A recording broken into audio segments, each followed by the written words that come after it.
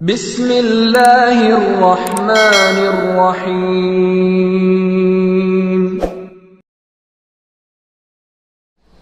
ان الحمد للہ والصلاة والسلام علی رسول اللہ وعلی آلہ وصحبہ اجمعین ومن تبعہم بإحسان الی یوم الدین، اما بعد فاعوذ باللہ السمیع العلیم من الشیطان الرجیم۔ مثل الذین ينفقون اموالهم فی سبیل اللہ كمثل حبة أنبتت 7 سنابل في كل سنبلة 100 حبة والله يضاعف لمن يشاء والله واسع علیم۔ سورہ بقرہ کی آیت نمبر 261 میں اللہ رب العزت نے ارشاد فرمایا ہے کہ جو لوگ اللہ کی راہ میں خرچ کرتے ہیں ان کی مثال ایسی ہے کہ جیسے ایک دانہ ہو اور اس دانے سے 70 کونپلیں نکلیں اور ان پر 70 خوشے ہوں گے، ہر خوشے میں 100 دانہ ہو، تو اندازہ کریں کہ کتنا ثواب ہوا۔ 1 ریال، 1 روپیہ، 1 درہم، 1 ڈالر اگر کوئی اللہ کی راہ میں خرچ کرتا ہے تو اس کو 700 گنا ثواب ملتا ہے، اور یہ 700 گنا تک تو ہو گیا۔ آگے اللہ رب العزت نے ساتھ ارشاد فرمایا واللہ یضاعف لمن یشاء، اللہ جس کو چاہے اس سے بھی بہت زیادہ، کئی گنا زیادہ دیتا ہے، یعنی جیسے جیسے کسی کا خلوص ہوگا ویسے ویسے اس کے لیے اجر و ثواب جو ہے وہ بڑھتا چلا جائے گا۔ واللہ واسع علیم، اللہ بہت وسعتوں والا اور بہت ہی علم و فضل والا ہے۔ اور اگر کوئی شخص یہ انفاق فی سبیل اللہ اور یہ اللہ کی راہ میں خرچ کرنا ماہ رمضان جیسے مقدس اوقات میں کرتا ہے تو یقیناً رمضان کی برکتیں بھی ساتھ شامل ہو جائیں گی۔ اور یہ ایک عام خرچ کرنا ہے اور ایک خاص ہے جو کہ مال زکوٰۃ ہے، اور مال زکوٰۃ اسلام کے 5 ارکان میں سے ایک رکن ہے، جو کہ صحیح مسلم اور دیگر کتب کی مشہور و معروف حدیث جو حضرت عمر فاروق رضی اللہ عنہ نے بیان فرمائی ہے، اس میں حضرت جبرائیل امین نے سوال کیے اور نبی صلی اللہ علیہ وسلم نے جواب دیے۔ اس میں اسلام کے بارے میں جب سوال کیا تو آپ نے جو 5 چیزیں گنوائیں ان میں سے ہی ایک زکوٰۃ بھی ہے، تو گویا اسلام کے 5 ارکان میں سے زکوٰۃ ایک اہم رکن ہے۔ اور ماہ رمضان موسم خیرات و برکات ہے، نبی اکرم صلی اللہ علیہ وسلم اس ماہ میں خاص طور پر بہت ہی زیادہ خرچ کیا کرتے تھے۔ صحیح بخاری، مسلم، ابو داؤد، ترمذی، نسائی اور حدیث کی دیگر کتابوں میں یہ موجود ہے کہ نبی اکرم صلی اللہ علیہ وسلم کان رسول اللہ صلی اللہ علیہ وسلم اجود الناس بالخیر، نبی صلی اللہ علیہ وسلم اللہ کی راہ میں خرچ کرنے میں بہت تیز تھے۔ وکان اجود ما یکون فی رمضان، اور خاص طور پر رمضان میں تو آپ اللہ کی راہ میں بہت ہی خرچ کیا کرتے تھے۔ اور رمضان میں نبی اکرم صلی اللہ علیہ وسلم کے پاس حضرت جبرائیل امین علیہ السلام آیا کرتے اور آپ پر آ کے قرآن پیش کیا جایا کرتا تھا، یعنی قرآن کا دور ہوا کرتا تھا۔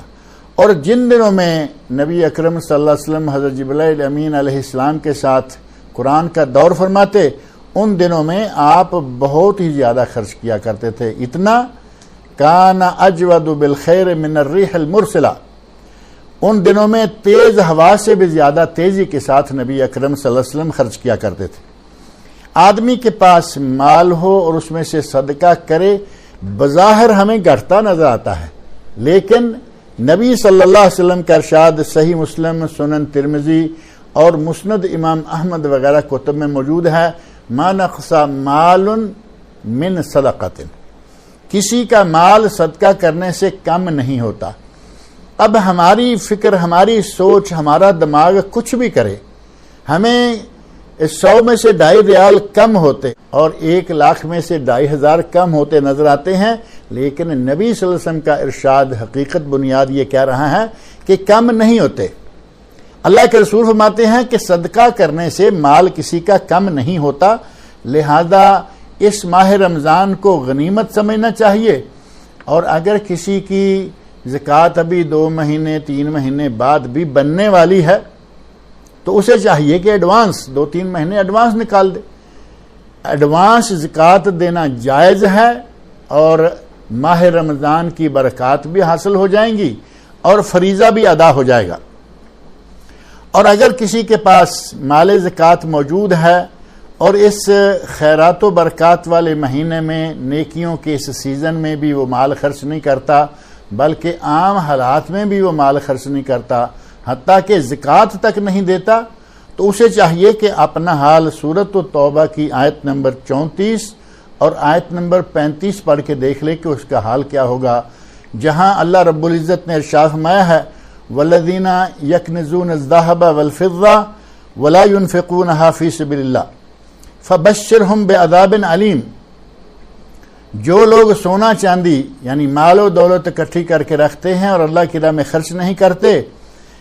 اے میرے نبی انہیں یہ خبر دے دو، یہ بشارت دے دو کہ انہیں دردناک عذاب میں مبتلا کیا جائے گا۔ یوم یحما علیہا فی نار جہنم، اس دن ان کا وہ سونا چاندی جہنم کی آگ میں گرم کر کے تپا کے فتکوا بہا جباہہم وجنوبہم وظہورہم، ان سے ان کے ماتھے، ان کی پشتیں، ان کے پہلو اس گرم سونے یا چاندی سے داغے جائیں گے، اور ساتھ کہا جائے گا ھذا ما کنزتم لانفسکم، یہ ہے جو تم نے اپنے لیے خزانہ اور اپنے لیے ایک بہت بڑا مال سمجھ کے سنبھال کے رکھا ہوا تھا، فذوقوا ما کنتم تکنزون، آج تم اس مال کا مزہ چکھو جو تم جمع کر کر کے خزانہ بنا کے رکھے ہوئے تھے۔ تو اس طرح اللہ رب العزت نے ہمیں یہ بتا دیا کہ مال ہو اور خرچ نہ کرے تو وہ اپنا انجام دیکھ لے کہ اس کا انجام کیا ہونے والا ہے۔ اللہ رب العزت سے اللہ نے اگر آپ کو نعمت دی ہے تو اس کا شکریہ ادا کرنا چاہیے۔